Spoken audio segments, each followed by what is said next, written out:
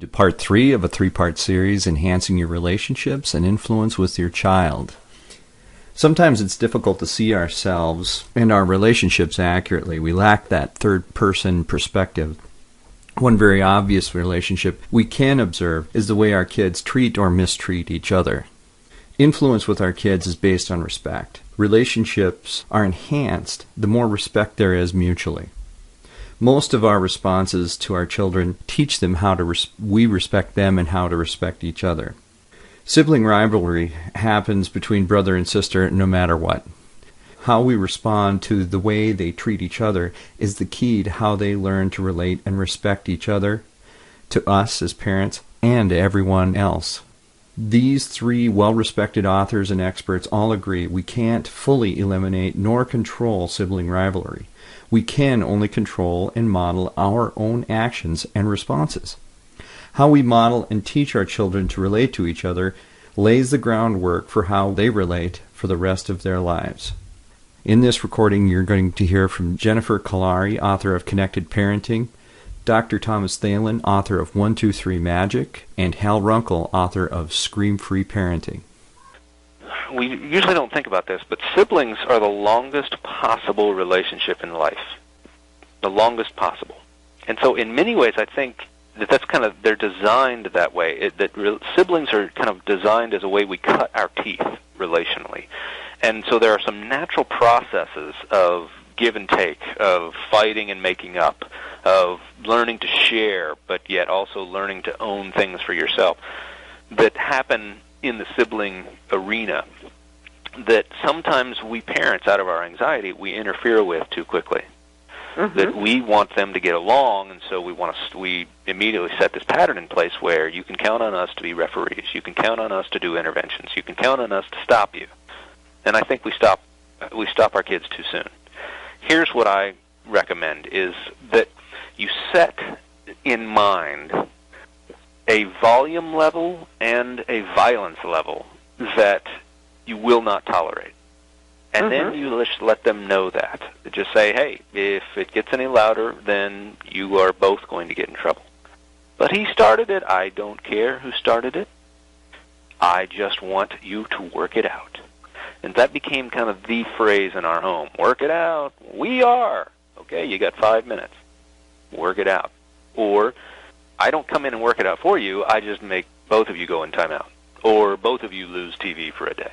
Don't try to figure out who started it, because there is no one who started it.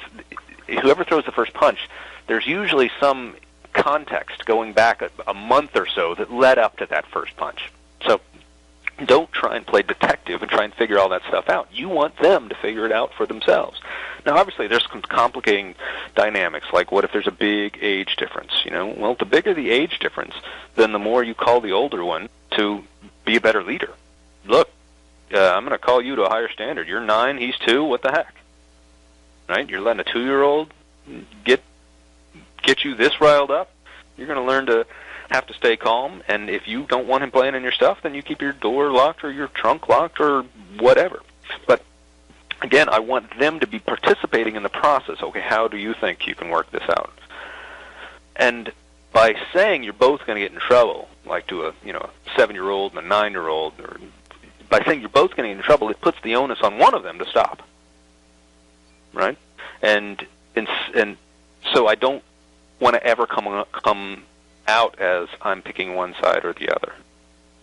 And if you think of it that way, it's a situation where I can work on myself. Think of it as a test. Our kids are actually testing us. They are wanting to see, all right, is this going to be enough to get mom all crazy? Is this going to be enough to get dad all riled? Because when we tell them, here's the one thing I can't handle you guys fighting, whether or not we say that out loud, and a lot of times we communicate that to them. And when we do, it's like handing them a big remote control with one big button on it, saying, please don't push this button. And then we're shocked when they do. Because they push it and Dad goes crazy. And they push it again and Dad goes crazy again. And so they will continue to push that button even though they may get in trouble for it. They see how much of an effect it has on Dad. But they don't want it to be able to have that effect. They somehow recognize that a calm leader is someone you automatically respect just by being calm. So your kids are fighting in another room, And you don't run in there, you don't yell from another room, you gently, calmly but firmly walk in there, kind of like a serial stalker in a horror movie. You don't run, but you are assuredly going in there. And you just say with a soft voice, you guys work it out, or you both get in trouble. And then you turn around and walk away. And what that communicates is, look, I'm in control of me. Now what needs to happen is you guys need to get in control of yourselves. And if you don't, then you will both pay the price for it. I don't care who started it, and I don't care what is the actual conversation, what's the piece you're arguing. I don't care. What I care about is for each of you learning to work things out in a more peaceful way, because that's a critical life skill. We're say you're riding in the car and your two kids are in the back seat, and you hear this voice from the back seat say, "Mom, he's looking at me again." Who started that? Well, we have no idea. So we have several rules for sibling rivalry. One is you use counting. When the kids are fighting, count both kids. Hold them equally responsible unless you know that one is the obvious and unprovoked aggressor. But be very careful because kids are tricky. Second rule for sibling rivalry is when the kids are fighting, unless you think somebody's hurt or somebody's bleeding, never ask the world's stupidest question, who started it? Well, it depends. The biggest problem we had, my wife and I raising our kids, was the sibling rivalry, the fighting. And you really need to do two things. One is, the first thing you need is a parental attitude adjustment. And what that means is that you have to expect sibling rivalry doesn't go away. It'll never go away until these kids are not living in your house together anymore, and they're living in separate houses and they don't have to compete for the same resources, which includes you. So sibling rivalry is a given. But it doesn't mean that you have to enjoy it, and it doesn't mean you have to roll over and play dead. So with the sibling rivalry and with other things that may frustrate you, first thing is you say, attitude adjustment for the parent. Kids are kids. I'm going to get a steady diet of, obnoxious behavior from time to time. And when I do, this is what I'm going to do about it. This is how I'm going to deal with it. So the first thing is to say to yourself, this is nothing unusual. It's part of parenting. It's not fun, but it's my job.